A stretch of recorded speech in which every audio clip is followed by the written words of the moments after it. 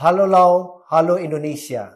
Assalamualaikum warahmatullahi wabarakatuh. Waalaikumsalam warahmatullahi. Shalom, Om Swastiastu, Namo Buddhaya, Salam Sejahtera.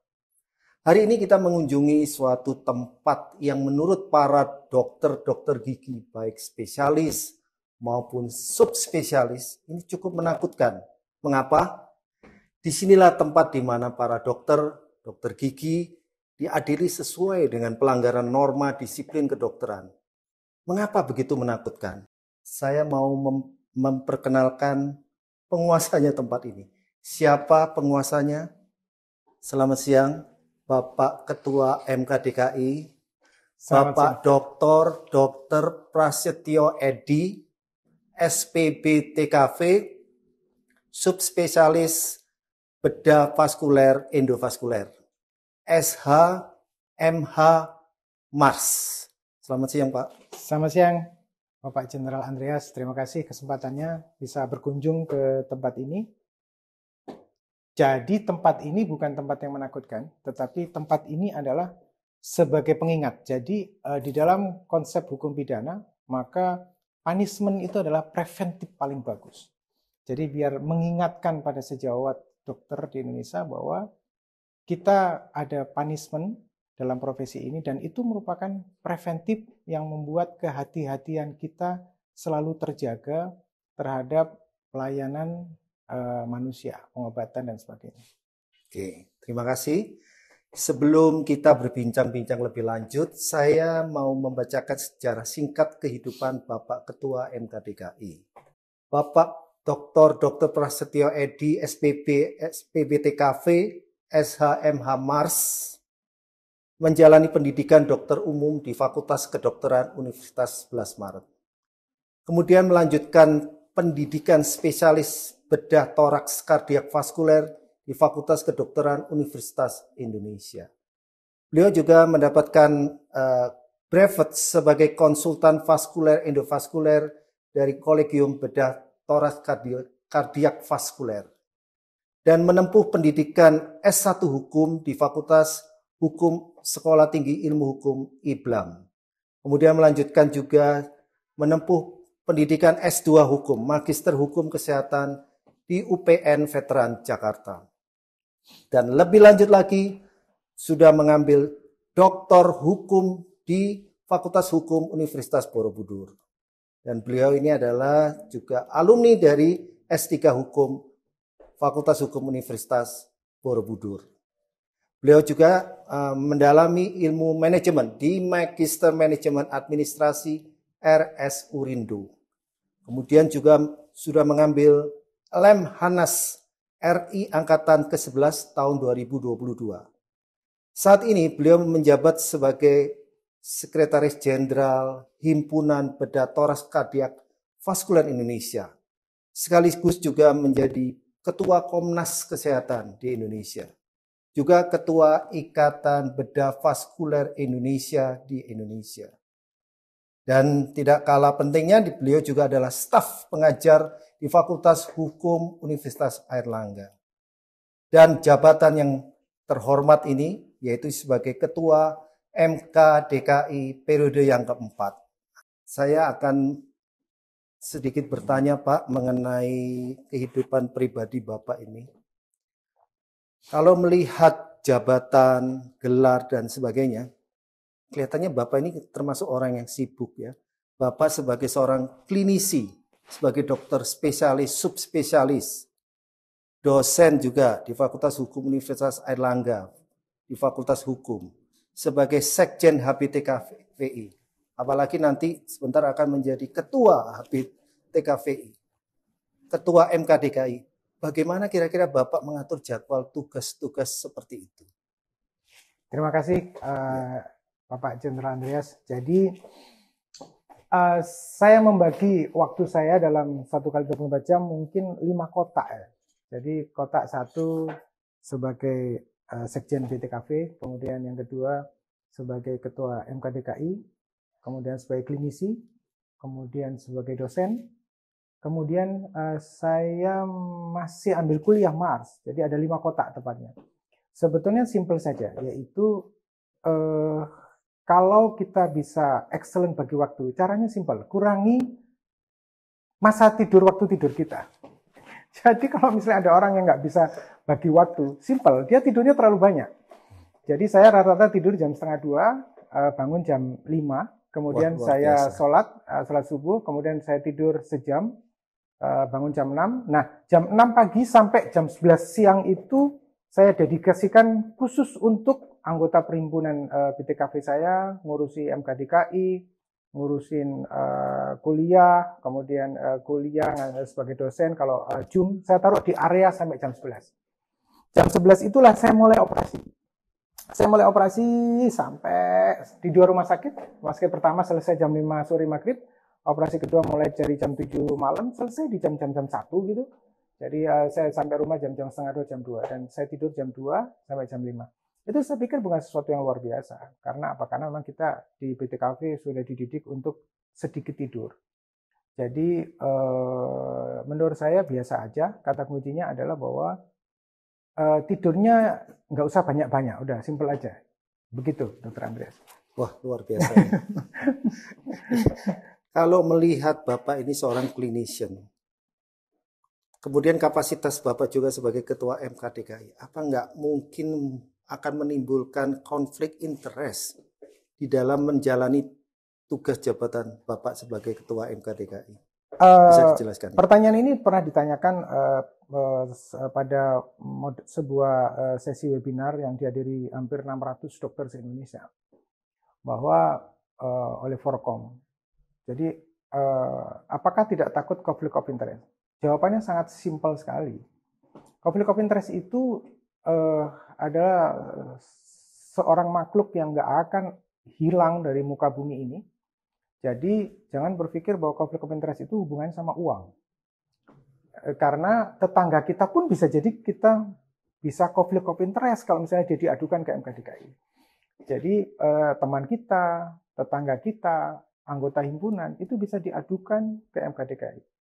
Pada saat itu, simple manajemen saya terhadap anggota MKDKI, yaitu kalau misalnya kasusnya itu warnanya adalah warna spesialis, misalnya bedah saraf misalnya, maka anggota kami yang bedah saraf nggak saya ikutkan dalam sidang. Demikian juga dengan kalau misalnya kasusnya adalah mengenai BTKV, maka saya keluar daripada majelis pemeriksa disiplin. Dan kalau misalnya saya dapati anggota itu ada yang konflik of interest, maka saya akan keluarkan dari ketetapan majelis pemeriksa disiplin. Artinya nggak saya ikutkan dalam sidang.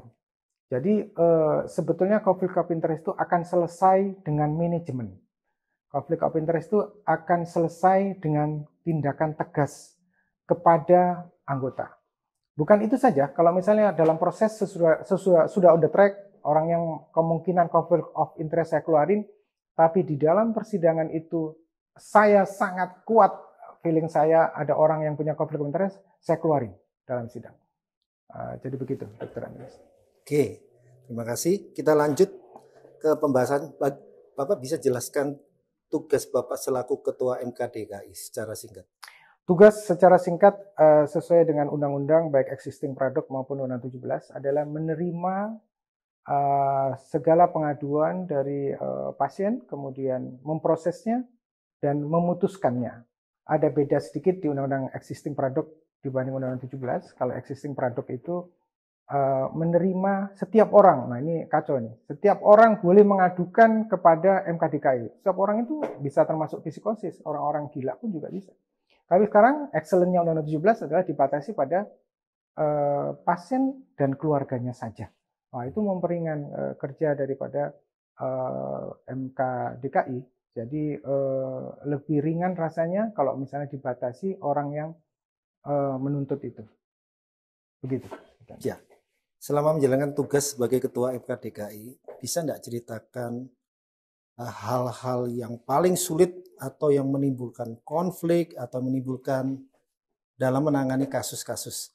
Saya dengar Bapak juga mempunyai kebijaksanaan bahwa kalau ada aduan di salah satu rumah sakit yang jauh dari Jakarta, tim Bapak akan berangkat ke sana dan akan melakukan sidang di TKP ya, tempat kejadian perkara di sana. Bisa ceritakan Pak mungkin pengalaman-pengalaman yang cukup sulit untuk menyelesaikannya. Kira-kira begitu. Jadi kami mendatangi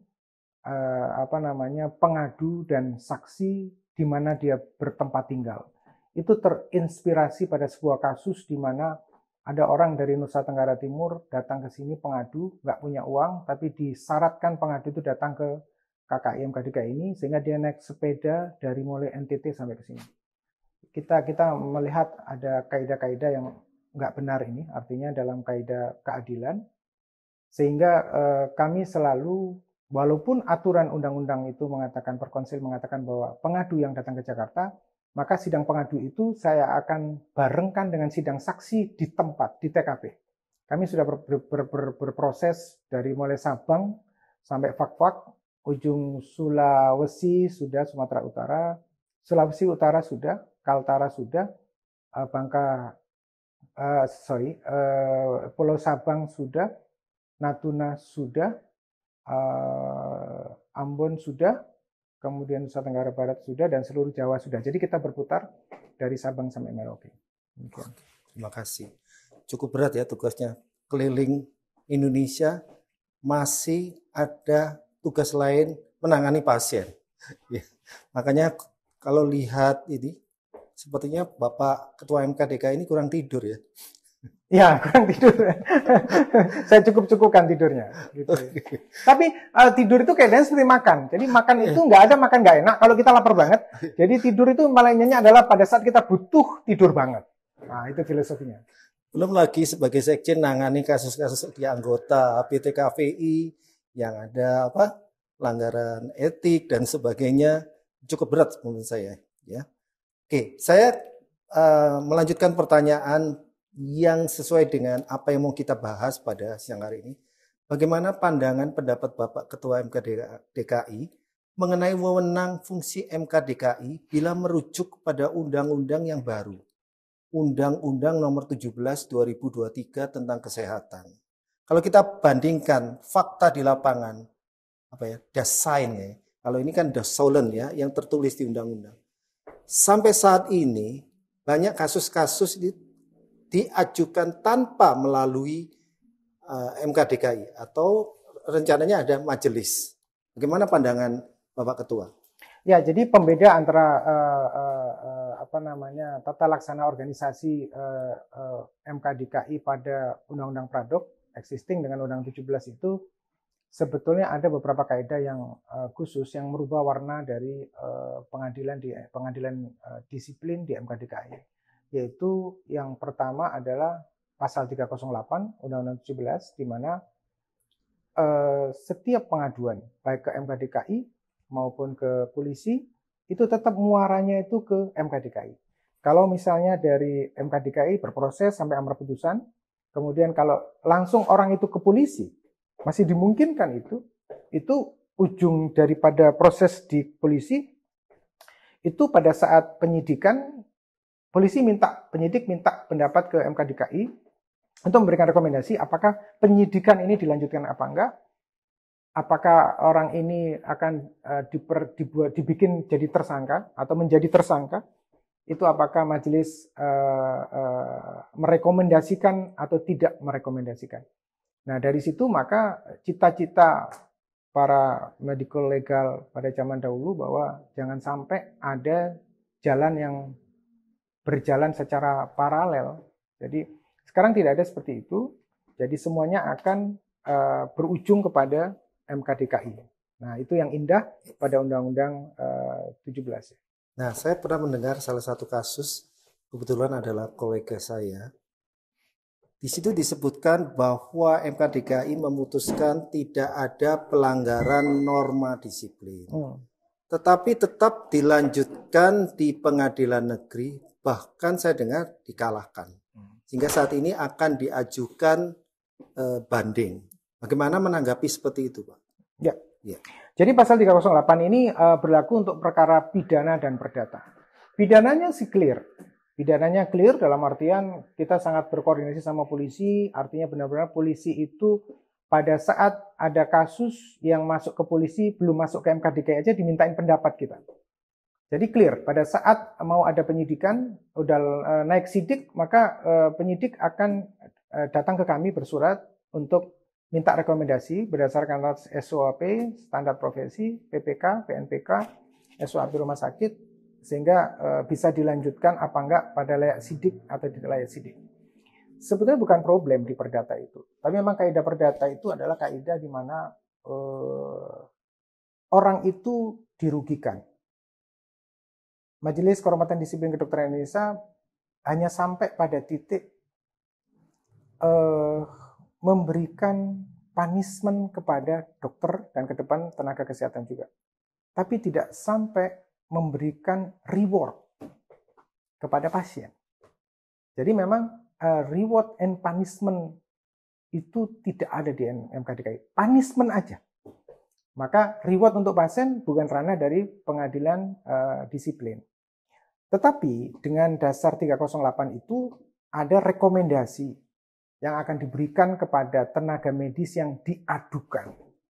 Itu menjadi data di pengadilan perdata bahwa orang ini sudah melakukan standar profesinya. Jadi apakah orang itu sudah direkomendasikan oleh majelis sudah sesuai dengan standar profesinya? Apakah kalau menimbulkan kerugian itu masih diberikan sanksi perdata? Itu memang warna dari hakim kita. Jadi kalau hakim kita ini tidak paham tentang SOP rumah sakit, tidak paham tentang PPK kedokteran, disitulah PR besar kita. PR besar bagaimana kita seorang lawyernya itu menghadirkan pengacara, menghadirkan saksi ahli yang dari kedokteran pasti untuk meyakinkan hakim bahwa orang ini on the track dalam pekerjaannya. Kalau sudah on the track, apakah mesti harus membayar? Gitu ya. Jadi ini kan filosofinya seperti kereta api. Kereta api itu kalau nabrak orang di persimpangan jalan, tidak selalu ini salah masinisnya. Tapi bisa juga yang jaga palang pintu itu ngantuk. Gitu kan? Palang pintu misalnya paramedis. Atau pembantu masinisnya nggak ngasih masukan yang bagus. Paramedis. Atau pemilik keretanya yang tidak mengevaluasi keretanya itu remnya blong atau tidak. Ini adalah pemilik rumah sakit. Jadi memang kompleks. Kalau kita bicara masalah perdata itu kompleks, tapi kita harus tetap berjuang karena sesungguhnya yang utama itu adalah orang dokter ini sudah menjalankan profesinya dengan baik enggak melalui PPK, SOP rumah sakit. Nah itu yang menjadi. Saya pikir kalau misalnya dimenangkan belum tentu, kalau misalnya banding terus tetap kalah, belum tentu. Begitu. Nah ada satu pertanyaan yang muncul ya dalam diskusi kita pada siang hari ini. Begini Pak, seandainya aparat penegak hukum tidak mengajukan kasusnya itu, menunggu rekomendasi dari MKDKI, terus akhirnya masuk di pengadilan, apakah ada tempat untuk memperadilan kasus itu? Karena kalau kita mengacu pada formilnya KUHAP, bisa ya, tetapi kita tahu di Indonesia ini berlaku asas lex specialis derogat legi generalis. Jadi ada undang-undang yang khusus ini tentang kesehatan. Akan meniadakan yang undang-undang yang umum. Nah, apakah ada tempat menurut Bapak itu untuk memperadilan kasus itu yang sudah terlanjur masuk tapi tanpa rekomendasi? Dan saya lihat itu kalau memang ini bisa ditegakkan, ini suatu bentuk empowering ya dalam hal wewenang lebih yang diberikan oleh undang-undang terhadap MKDKI untuk memberhentikan kasus juga. Bagaimana pandangan Bapak? Ini pertanyaan sangat bagus. Jadi memang pada situasi seperti itu kita harus memperadilankan. Ini pertanyaan sebetulnya saya tanyakan pada waktu saya ketemu Bareskrim untuk koordinasi, tepatnya pada Direktur Tindak Pidana Tertentu, seorang Jenderal Bintang 1. Saya bilang, Pak Jenderal, ada menurut Kaidah 308, apabila ada kasus pengaduan yang diduga diduga melanggar pidana, apakah seluruh aparat penyidik Anda itu dipastikan bisa mendatangi saya, mendatangi kami untuk minta rekomendasi? Jawabannya simpel, oh pasti kita akan sesuai dengan kaidah undang-undang Pak Ketua. Sebentar, ada sebuah contoh di masyarakat di mana ada sebuah kasus misalnya amputasi yang harusnya kanan diamputasi kiri. Maka tidak perlu koordinasi sama MKDKI, kata si penyidik. Kenapa? Ini kan matematika SD ini. Jadi amputasi kanan, terus diamputasi kiri. Selesai. Nggak usah minta pendapat kepada MKDKI. Nah, gitu. Jadi Direktur Tindak Pidana Tertentu bilang, oh enggak, kita tetap berkoordinasi sama MKDKI. Ini sebetulnya satu chemistry yang sudah saya bangun dalam 1 tahun terakhir terhadap Barreskrim. Dan terakhir sekali saya disuruh menjadi narasumber pada pelatihan para penyidik Polda se-Indonesia. Nah, itulah saya sampaikan kaidah-kaidah bahwa ada hal yang tidak dipahami oleh penyidik, karena penyidik pasti tidak sekolah kedokteran. 6 tahun tambah 6 tahun, 12 tahun itu selisihnya banyak banget antara kami spesialis dengan penyidik. Dalam pada tentu kita juga ada hal yang tidak kita ketahui dari ilmu penyidik, maka kita harus bersatu padu demi sebuah keadilan. Nah, itu kaidah itu diterima, filosofi itu diterima sama para penyidik itu. Demikian. Wah, terima kasih ya. Itu memberikan wawasan, wacana untuk teman-teman, khususnya tenaga medis maupun tenaga kesehatan. Mungkin nih, saya tidak tahu apakah sudah ada aturannya untuk memperadilankan satu kasus yang tidak melalui majelis. Ya, dalam hal ini MKDKI. Oke, kita lanjutkan, makin panas nih kelihatannya ya. Ya, Pak. Nah, jadi kira-kira menurut Bapak ini apa bedanya sih sebenarnya ya dalam penanganan sengketa medis antara undang-undang yang lama dengan undang-undang yang baru? Karena ada isu bahwa di undang-undang yang baru ini terlalu banyak mengkriminalisasi tenaga medis maupun tenaga kesehatan. Dan nanti tolong dijelaskan juga hubungannya dengan alternatif penyelesaian sengketa. Contohnya kayak mediasi, negosiasi, dan sebagainya. Demikian, Pak. Ya, kriminalisasi ini saya pikir Undang-Undang 17 jauh dari kaidah itu. Karena ada di pasal 174 itu mengatakan bahwa sepanjang tenaga medis, tenaga kesehatan itu memegang 5 kaidah, maka dia tidak bisa dituntut ganti rugi. 1, dia memegang PPK, PNPK, SOP rumah sakit, kemudian etika dan kebutuhan pasien. Kaidahnya cuma itu aja. Selama kita memegang itu, kita pasti akan dilindungi oleh undang-undang. Kata kuncinya itu, bahkan sebuah perikatan perdata antara dokter sama pasien, transaksi terapeutik itu bisa berubah menjadi kaidah pidana manakala memenuhi 3 syarat, yaitu actus reus, mens rea, sama sebuah outcome kematian dari sebuah pelayanan yang tidak mengikuti kaidah PPK, PNPK, dan SOP rumah sakit. Jadi saya melihat Undang-Undang 17 ini jauh dari kaidah mengkriminalisasi, karena sudah diatur dengan baik bagaimana seorang dokter itu dijaga dengan baik asal on the track. Yang menarik pembeda dari Undang-Undang existing sama Undang-Undang 17 selain 308 itu adalah 310 dan 306. Yaitu undang-undang ini mengamanatkan kita untuk mengedepankan alternatif penyelesaian sengketa APS. Jadi mediasi itu dikedepankan. Mediasi itu dikedepankan. Apalagi restoratif justice sangat dikedepankan. Jadi memang mediasi itu dikedepankan, bahkan proses di MKDK itu nggak bisa diteruskan. Kalau misalnya sudah ada mediasi di awal. Di awal itu kalau Undang-Undang Pradok sebelum pemanggilan sidang pengadu, di Undang-Undang 17 malah lebih ke depan, lebih awal, yaitu sebelum verifikasi. Jadi yang indah itu sebetulnya. 2 kaidah itu. Jadi 306, 310, 308. Itu yang baru, pembeda dengan undang-undang existing. Kira-kira nanti bisa disarankan untuk keluar Permenkes atau PP yang bisa memasukkan mediasi itu sebelum atau sesudah sidang MKDK. Kira-kira RPMK bisa enggak? Ada. RPMK itu yang terbaru. Barusan saya bahas di pasal 51 huruf E itu mengatakan bahwa proses pengadilan disiplin di MKDK itu harus dihentikan manakala ada mediasi sebelum diverifikasi ke rumah sakit. Berhenti kita. Begitu. Wah, luar biasa ya. Kalau melihat pembicaraan kita dari awal sampai akhir, menurut Bapak, kira-kira bisa nggak MKDK ini berfungsi sebagai pengadilan khusus medis? Ya, jadi pengadilan khusus medis ini satu hal yang menarik. Saya mendapati ada sekitar 6 disertasi tentang pengadilan khusus medis ini. Masukan itu semuanya baik. Jadi menurut saya pengadilan medis itu satu cita-cita yang luar biasa.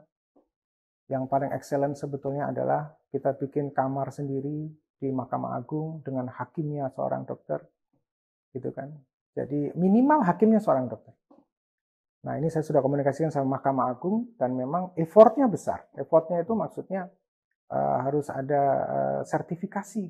Jadi dia melihat SDM dokter yang paham tentang hukum dan untuk diangkat jadi hakim ini sesuatu yang effortnya nggak mudah menurut mereka.